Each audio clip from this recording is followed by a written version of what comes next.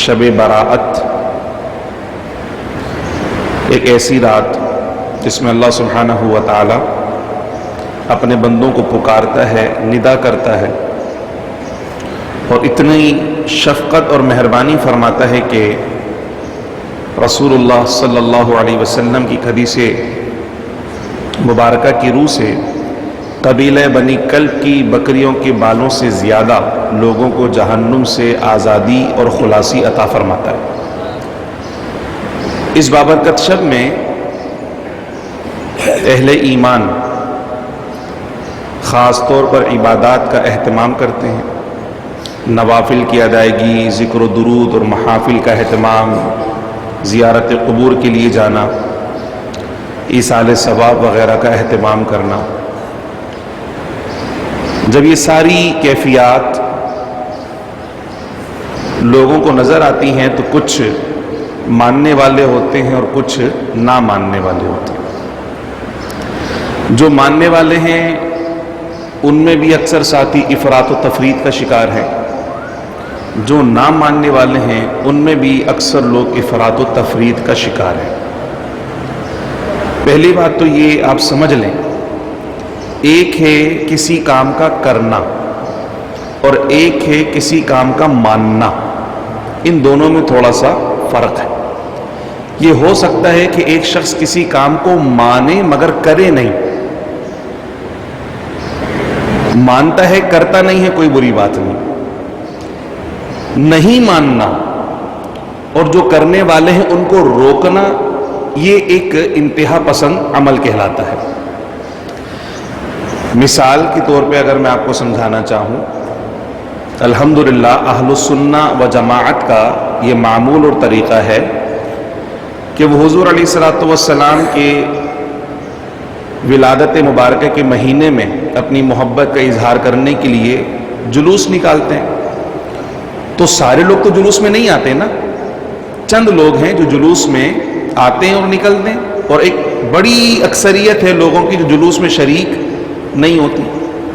اسی طرح اہل عشق و محبت اپنے گھروں پہ جھنڈے لگاتے ہیں، لیکن ایک بڑی تعداد ہے جو اپنے گھروں پہ جھنڈا نہیں لگاتے، لیکن وہ منع بھی نہیں کرتی، وہ انکار نہیں کرتی کہ ربیع الاول کی کوئی حیثیت نہیں ہے، جشن میلاد کی کوئی حیثیت نہیں ہے۔ وہ کہتے ہیں مانتے ہیں ہم مگر ہم اس میں شامل نہیں ہو رہے، پارٹیسپیٹ نہیں کر رہے۔ ٹھیک ہے، نہ کریں پارٹیسپیٹ، لیکن اس کی خلاف نہیں کرتے، اس کا انکار نہیں کرتے۔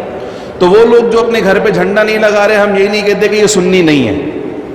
وہ لوگ جو جلوس میں نہیں آ رہے، ہم یہ نہیں کہتے کہ یہ معاذ اللہ دائرہ اسلام سے خارج ہو گئے، ہم ایسا کچھ بھی نہیں کہتے۔ مسئلہ کب پیدا ہوتا ہے؟ مسئلہ پیدا ہوتا ہے کہ میں نہ لگاؤں گا نہ لگانے دوں گا، نہ میں جاؤں گا نہ میں جانے دوں گا، اور جو لگا رہا ہے میں اس کو بھی پریشان کروں گا کہ یہ کس نے کیا اور کس نے نہیں کیا، اور کہاں سے ثابت اور کہاں سے نہیں ثابت۔ تو یہ ایک بنیادی بات آپ سمجھ لیں کہ ایک اکثریت ہے ہمارے وہاں ایصال ثواب کو ماننے والوں کی، مگر وہ کرتے نہیں ہیں۔ 11ویں شریف ماننے والوں کی اکثریت، مگر کرتے نہیں، کھاتے سب ہیں۔ لازمی نہیں کہ ہر گھر میں 11ویں کی فاتحہ ہو، لازمی نہیں ہر گھر میں 12ویں کی فاتحہ ہو، لیکن ہم کسی کو بھی دائرہ اسلام سے خارج نہیں کرتے، کسی کو بھی سنیت سے خارج نہیں کرتے۔ مسئلہ کہاں پیدا ہوتا ہے وہ میں نے آپ کو سمجھا دیا کہ نہ میں کروں گا نہ میں کرنے دوں گا، اور جو کرتے ہیں ان کو بھی پریشان کروں گا۔ مسئلہ پیدا ہوتا ہے یہاں سے۔ دوسری بات آپ یہ سمجھیں کہ دین کے جتنے احکامات ہیں اس میں کچھ ہیں فرض، کچھ ہیں واجب، کچھ ہیں سنت، کچھ ہیں مستحبات۔ فرض صرف اور صرف قرآن و سنت سے ثابت ہوگا، واجب صرف اور صرف قرآن و سنت سے ثابت ہوگا، سنت رسول اللہ صلی اللہ علیہ وسلم کے اقوال اور افعال سے ثابت ہوگی، مستحبات بزرگان دین کا یا صحابہ کا وہ طریقہ جو حضور کے سامنے کیا مگر حضور نے منع نہیں فرمایا، وہ سارے کے سارے مستحبات میں، یعنی حضور نے خود کیا تو نہیں، لیکن حضور کے سامنے صحابہ نے کیا اور حضور نے اس سے منع نہیں کیا۔ تو اس کا مطلب یہ ہے کہ شریعت میں اس کام کو کرنے کی اجازت ہے، لیکن اگر کوئی نہیں کرتا تو اس سے پوچھ گچھ نہیں ہوگی، اس پہ کوئی سختی نہیں کی جائے گی۔ یہ بھی آپ ذہن نشین رکھ لیں۔ اب ہم آتے ہیں کہ مخصوص راتوں میں عبادات کا اہتمام کرنا یہ کیسا؟ دیکھیں اللہ رب العزت نے جو اپنی تخلیقات پیدا فرمائی ہیں، جو مخلوق اس نے بنائی ہے نا، ان مخلوق کے درمیان اللہ نے مختلف درجے رکھے. جیسے عام انسان، جتنے بھی انسان ہیں وہ حیوانات اور جانوروں سے افضل ہیں. پھر انسانوں میں دو کیٹیگریز ہو گئی، ایک ہو گئے کافر، ایک ہو گئے مومن. ہیں تو انسانی، سب کی دو آنکھیں، دو کان، دو ناک، سب کھانا کھاتے ہیں، زمین پہ چلتے پھرتے ہیں، لیکن مومن کافر سے افضل. پھر مومنوں میں کیٹیگری ہو گئی، ایک ہے ولی اور ایک ہے عام مومن، تو ولی عام مومن سے افضل. پھر ولیوں میں جو قطب ہیں، اقطاب ہیں، وہ ان سے افضل. پھر ان سے افضل صحابہ کرام. صحابہ کرام کے اندر بھی عشرہ مبشرہ کے اندر بھی خلفائے راشدین افضل. خلفائے راشدین میں سیدنا صدیق اکبر افضل. پھر صحابہ سے انبیاء افضل، اور انبیاء میں ہمارے پیارے آقا محمد مصطفیٰ سب سے افضل. تو کیٹیگری تو ایک ہی نظر آ رہی ہے، لیکن اللہ تعالیٰ نے یہ درجے رکھے ہیں اپنی تخلیقات میں، اپنی مخلوقات میں. اور رسول اللہ صلی اللہ علیہ وسلم نے ارشاد فرمایا کہ دیکھو ہفتے سے لے کے جمعہ تک یہ سارے کے سارے 7 دن اللہ کے ہیں، لیکن حضور نے فرمایا کہ ان دنوں کے اندر جو دنوں کا سردار ہے نا وہ جمعے کا دن ہے. دن تو سارے اللہ کے، مگر خود حضور نے فرمایا کہ سید الایامی یعنی دنوں کا سردار اور بادشاہ کون سا دن ہے؟ فرمایا الجمعہ. جمعہ دنوں کا بادشاہ ہے. اس دن مجھ پہ کثرت سے درود و سلام پڑھا کرو. جو اس دن مجھ پہ درود و سلام پڑھتا ہے اس کا درود میں خود سماعت فرماتا ہوں. اسی طریقے سے جب راتوں کی بات آتی ہے تو اللہ نے خود قرآن مجید فرقان حمید میں مخصوص راتوں کا ذکر کیا. پوری ایک سورت مبارکہ اللہ نے نازل فرمائی شب قدر کے لیے. لیلتن عربی زبان میں رات کو کہتے ہیں لیلتن، اور پوری سورت ہے شب قدر کی، سورہ قدر، جس میں اللہ رب العزت نے فرمایا بسم اللہ الرحمن الرحیم انا انزلناہ فی لیلۃ القدر. بے شک ہم نے اس قرآن کو شب قدر میں نازل فرمایا. وما ادراک ما لیلۃ القدر، اور تم کیا جانو کہ شب قدر کیا ہے؟ وہ اس لیے کہ تمہارے نزدیک تو رات اسے کہتے ہیں جب اندھیرا چھا جاتا ہے، سورج غروب ہو جائے، چاروں طرف اندھیرا ہو جائے، وہ رات ہوتی ہے. تو بظاہر تو تمہارے نزدیک آج کی رات بھی ایسی ہی ہے کہ سورج غروب ہو گیا، چاروں طرف اندھیرا چھا گیا، یہ بھی عام راتوں جیسی رات ہے. فرمایا نہیں، یہ عام راتوں جیسی رات نہیں ہے. اندھیرا تو عام راتوں جیسا ہے، مگر اس اندھیرے کی برکت یہ ہے کہ لیلۃ القدر خیر من الف شہر. آج کی یہ رات اندھیرے میں عام راتوں جیسی ہے، مگر اس رات میں عبادت کرنا 1000 مہینوں کی عبادت سے زیادہ بہتر ہے. تو راتیں تو ساری اللہ کی ہیں، ایک جیسی نظر آتی ہیں، مگر یہ فضیلت کس نے دی ہے؟ اللہ نے دی ہے، بندے نے تھوڑی دی ہے، یہ اللہ نے عطا فرمائی. اسی طریقے سے شب معراج کا ذکر اللہ نے قرآن میں فرمایا. 15ویں سپارے کا آغاز ہے، سورہ بنی اسرائیل کی پہلی آیت مبارکہ. فرمایا بسم اللہ الرحمن الرحیم سبحان الذی اسری بعبدہ لیلا من المسجد الحرام الی المسجد الاقصی. پاک ہے وہ ذات جو لے گئی اپنے بندے کو. کب لے گئی؟ لیلن، رات میں لے گئی، رات کے مختصر سے حصے میں لے گئی. تو یہ رات بظاہر تو عام راتوں جیسی نظر آ رہی ہے کہ سورج غروب ہو گیا، چاروں طرف اندھیرا ہی اندھیرا ہو گیا، مگر یہ رات عام رات نہیں ہے. یہ رات ایسی بابرکت رات ہے کہ آسمان کا چاند نیچے رہ جائے گا اور آمنہ کا چاند آسمانوں کو چیرتا ہوا عرش معلیٰ تک تشریف لے جائے گا. سبحان الذی اسری بعبدہ لیلا من المسجد الحرام. تو ساری راتیں اللہ کی، مگر کچھ راتوں کو اللہ نے چنا، اللہ نے منتخب فرمایا، اور ان راتوں میں اللہ سبحانہ وتعالی نے خاص فضل فرمایا. انہی میں سے ایک رات یہ 15ویں شب ہے. اللہ رب العزت نے قرآن مجید فرقان حمید کی سورۃ الدخان میں ارشاد فرمایا انا انزلناہ فی لیلۃ مبارکہ. ہم نے اس قرآن مجید فرقان حمید کو ایک مبارک رات میں نازل فرمایا. اس رات کی ایک تو کیفیت اور خصوصیت یہ کہ اس میں قرآن نازل ہوا. دوسرا فرمایا التی یفرق فیہا کل امر حکیم، کہ اس رات میں اللہ رب العزت ہر حکمت والے کام کی تقسیم فرما دیا کرتا ہے.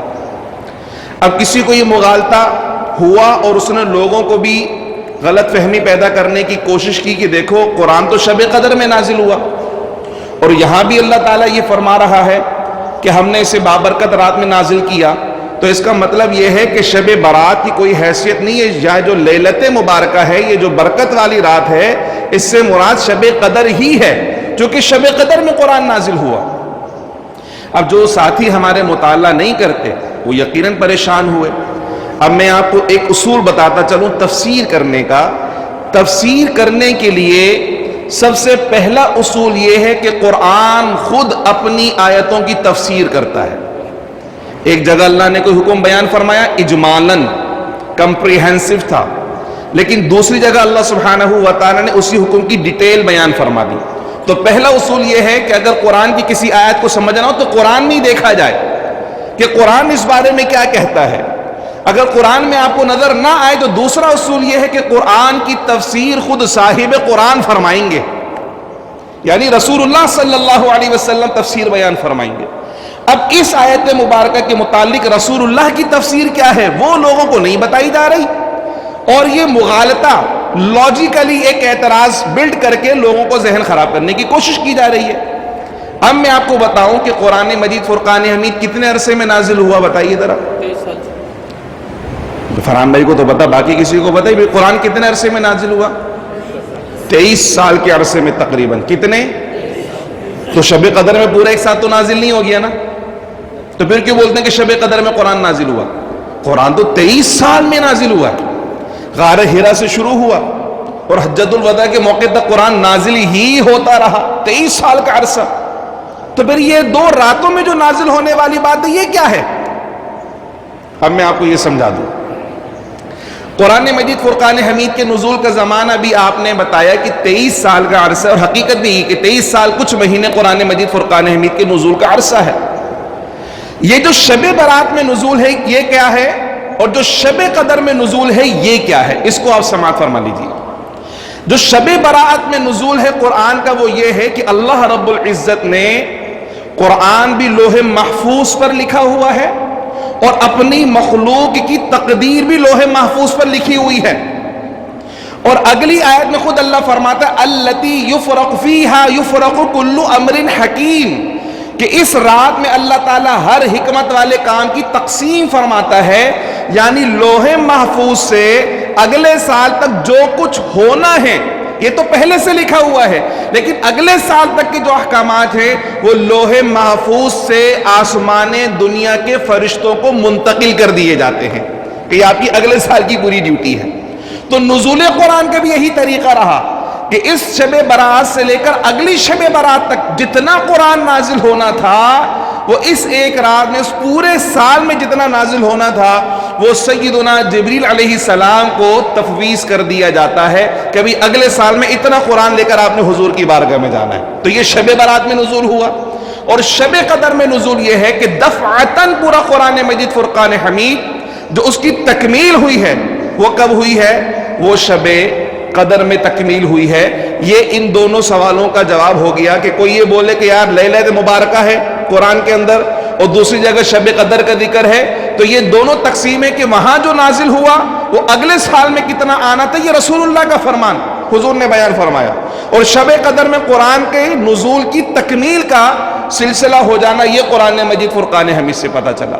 اب ہم اس طرف آتے ہیں کہ کیا رسول اللہ صلی اللہ تعالیٰ علیہ وسلم نے، یعنی میں نے مخصوص راتوں کا ذکر تو قرآن میں ہے وہ میں نے آپ کو عرض کر دیا، پھر مخصوص راتوں میں عبادات کرنا اس کے لیے بھی آپ قرآن مجید فرقان حمید کی آیت مبارکہ موجود ہے۔ اللہ تعالیٰ نے فرمایا کہ اے حبیب صلی اللہ تعالیٰ علیہ وسلم انہیں ان ایام کی یاد دلائیں جس میں اللہ نے ان پر انعام کیا ہے، یعنی انسان کی زندگی میں کچھ خاص دن ایسے ہوتے ہیں جسے کوئی فیور ملتا ہے، کوئی خوشی ملتی ہے تو پھر وہ اس کو ہمیشہ یاد رہتے ہیں، اور جب وہ سال مکمل ہوتا ہے اس کو سیلیبریٹ کرنے کی کوشش کرتا ہے۔ شادی ہو گئی تو وہ سیلیبریٹ کر رہے ہیں، اولاد کی نعمت ملی وہ سیلیبریٹ کر رہے ہیں، خود دنیا میں آئے تھے وہ سیلیبریٹ کر رہے ہیں، اسی طرح کہیں نوکری کرتے ہیں تو سال مکمل ہونے کا دھیان رکھتے ہیں کہ سال مکمل ہوگا تو اپریزل ملے گا، بونس ملے گا، جناب والا میری تنخواہ میں اضافہ ہوگا، تو یاد رکھتے ہیں کہ نہیں رکھتے؟ تو اللہ نے فرمایا کہ دنیا کی نعمتوں کو یاد رکھو، جو آخرت کی نعمتیں تم کو ملی کہ اس کو یاد کرنے کا سلسلہ نہیں ہونا چاہیے؟ تو اللہ تعالیٰ نے اپنے حبیب سے کہا کہ انہیں ان ایام کی یاد دلائیے جس میں اللہ نے ان پر انعام کیا ہے۔ تو اب دیکھیں اللہ نے کتنے سارے انعامات کیے، ان انعامات کی راتوں میں سے ایک رات یہ شب براءت بھی ہے، جس میں اللہ تعالیٰ اپنے بندوں پہ خاص انعامات فرماتا ہے۔ اسی لیے اب رسول اللہ صلی اللہ علیہ وسلم سے اس رات کے متعلق احادیث مبارکہ بھی مروی ہیں۔ جو یہ کہے کہ جناب اس کا ذکر کہیں نہیں ملتا، اس کا مطلب یہ ہے کہ اس کا مطالعہ نہیں ہے، اس نے پڑھا ہی نہیں ہے۔ ترمذی اور ابن ماجہ یہ دو کتابوں کے نام یاد رکھیں، یہ صحاح ستہ کی معروف اور مشہور ترین کتابوں میں سے دو کتابیں، 6 کتابیں حدیث کی جو صحیح ترین مانی جاتی ہیں، جو باقاعدہ درس نظامی عالموں کو پڑھائی جاتی ہیں، ان کتابوں میں سے 2 کتابوں کے نام میں آپ کو بتا رہا ہوں۔ ان میں صاحب کتاب نے باقاعدہ چیپٹر باندھا، چیپٹر کا نام لکھا جاتا ہے نا، تو چیپٹر کا نام کیا ہے؟ چیپٹر کا نام ہے باب ما جاء فی لیلۃ النصف من شعبان، یعنی وہ احادیث مبارکہ اس چیپٹر میں لکھی جائیں گی جو شعبان کی 15ویں شب کے بارے میں رسول اللہ نے بیان فرمائی۔ اب شعبان کی 15ویں شب کون سی ہوتی ہے؟ جس کو ہم کہتے ہیں شب براءت۔ تو لفظ شب برات تو وہاں موجود نہیں ہے، مگر کیا ہے؟ لیلۃ النصف من شعبان، شعبان کی 15ویں شب کی فضیلت جو رسول اللہ نے بیان فرمائی وہ اس کے اندر بیان کی جائے گی۔ اچھا، یہ حدیث کتنے صحابہ سے مروی؟ یہ بھی میں آپ کی بارگاہ میں عرض کرتا چلوں، 1 نہیں 2 نہیں 10 صحابہ کرام سے شعبان المعظم کی 15ویں شب کی فضیلت روایت ہے۔ کتنے صحابہ سے؟ 10 صحابہ سے، 1 2 نہیں 10 صحابہ کرام سے۔ میں اس کی تفصیل آج بیان نہیں کر رہا، انشاءاللہ 15ویں شب کو جو بیان ہے اس کے اندر ہم اس کی تفصیل بیان کریں گے۔ آج صرف بتانا یہ مقصود ہے آپ کو کہ ان مخصوص ایام میں عبادات کرنا یہ شریعت کے خلاف نہیں ہے، اسلام کے مزاج کے خلاف نہیں ہے، بلکہ یہ رسول اللہ صلی اللہ علیہ وسلم کی سنت کی موافقت میں ہے۔ اب اس میں جو خرابیاں اس میں بھی ہم کلام کرتے ہیں کہ ہمارے لوگوں نے خرابیاں بھی پیدا کر دی اس کے اندر، وہ بھی ٹھیک کرنا ہماری ذمہ داری ہے، مگر پہلے یہ بات ایڈمٹ کرتے چلے جائیں کہ ان ایام میں یا ان مخصوص راتوں میں عبادات کا اہتمام کرنا یہ بدعت ضالہ نہیں ہے، یہ گمراہی والی بات نہیں ہے، بلکہ یہ رسول اللہ صلی اللہ علیہ وسلم کی سنت کی موافقت میں یہ کام ہے۔ اب دوسری بات کہ مخصوص راتوں میں عبادات کرنے کی ترغیب رسول اللہ صلی اللہ علیہ وسلم نے دی۔ اب میں صرف 15ویں شب کی بات نہیں کر رہا، میں مخصوص راتوں کا کلمہ میں نے استعمال کیا۔ حضرت ام المؤمنین سیدہ عائشہ صدیقہ رضی اللہ تعالی عنہ سے حدیث مروی ہے، آپ فرماتی ہیں سرکار نے فرمایا جس نے 5 راتیں جاگ کر عبادت میں گزار دیں محض اللہ کی رضا کے لیے، اس کا دل اس دن مردہ نہیں ہوگا جس دن اوروں کے دل مردہ ہو جائیں گے۔ 5 راتیں، حدیث مبارکہ کا کلمہ ہے 5 راتیں، یعنی یہ 365 راتوں میں 5 راتیں کیا ہیں؟ خاص ہیں، اور ان خاص راتوں میں کیا کرنا ہے؟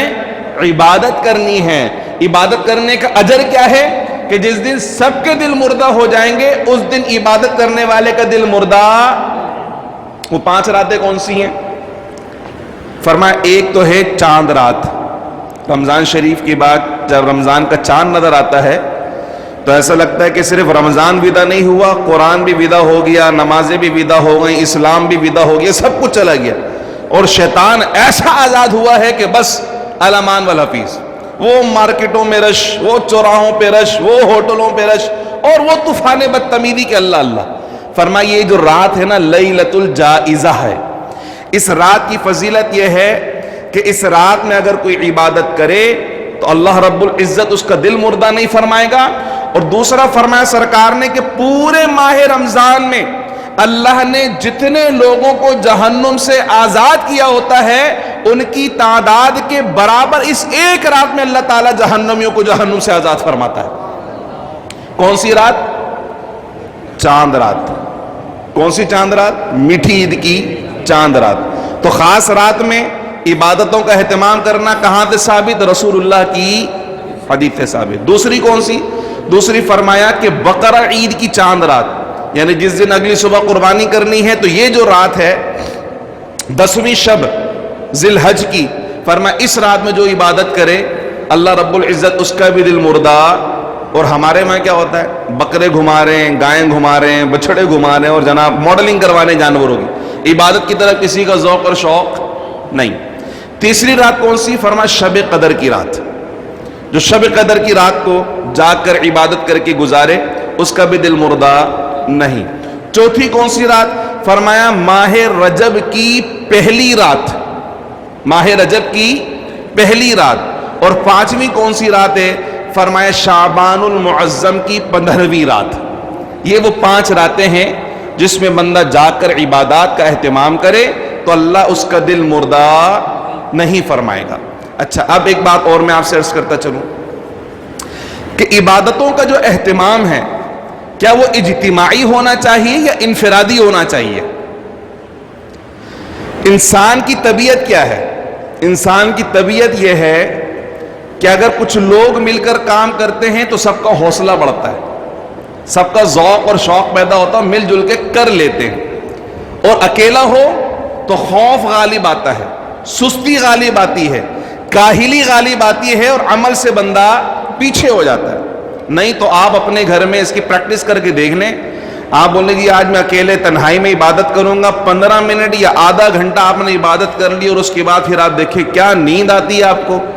اللہ اللہ، ایسی نیند تو گولی کھا کر بھی نہیں آئے گی جیسی نیند عبادت کے دوران آنا شروع ہو جائے گی. سر بھاری، آنکھیں بھاری، ٹانگیں بھاری، کمر بھاری، اٹھا ہی نہیں جا رہا، سجدے نہیں کیے جا رہے، زبان ہی نہیں چل رہی، لڑکھڑا رہی، اور یہ ادھر جھوکا ادھر گرا، بولے یار سو جاؤ.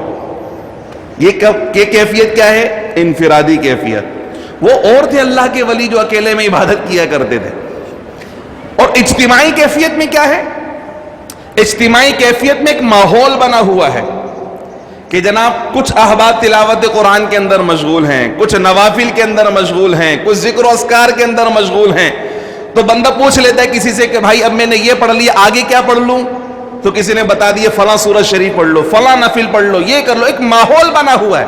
تو جب ایک ماحول کی کیفیت میں آتے ہیں تو کیا ہوتا ہے کہ ایک دوسرے سے حوصلہ ملتا ہے اور پھر بندہ زیادہ سے زیادہ عبادات کرنے کی کوشش پہ مائل ہوتا ہے. وہ الگ بات ہے کہ لوگ جمع ہو کر گپے لگائیں تو اس کو کوئی بھی پسند نہیں کرے گا. لوگ جمع ہو کر جو ہے وہ مٹر گشت پہ نکل جائیں، اس کو کوئی بھی پسند نہیں کرے گا. تو ویسے تو نفلی عبادات تنہائی میں کرنا ہی افضل ہے، لیکن ہماری کیفیت یہ کہ تنہائی میں اگر ہم کریں گے تو عبادت مشکل ہو جائے گی. پھر شیطان یہ حدیث یاد دلائے گا رسول اللہ کی کہ جس نے عشاء کی نماز جماعت کے ساتھ پڑھ لی اور فجر کی نماز جماعت کے ساتھ پڑھ لی، اسے رات بھر عبادت کرنے کا ثواب ملے گا، اگرچہ وہ سو جائے. یار سو جاتا ہوں، رات بھر عبادت کا ثواب تو مل ہی جائے گا نا، بلا شبہ ملے گا. سرکار کی حدیث بالکل آمنا و صدقنا، بلا شبہ ثواب ملے گا. لیکن وہ اگر بندہ جو اپنی نیند کو قربان کر کر رب کی بارگاہ میں سربہ سجود ہو جائے اور ذکر و اذکار و درود میں مشغول ہو جائے اور رب کی بارگاہ میں ہاتھ اٹھا کر گڑ گڑا کر دعائیں مانگے، تو کیا سونے والا اور یہ عبادت کرنے والا برابر ہوں گے؟ یہ تو اللہ کا بھی قانون نہیں ہے، یہ تو عدل اور انصاف کا بھی قانون نہیں کہ اس طرح کیا جائے.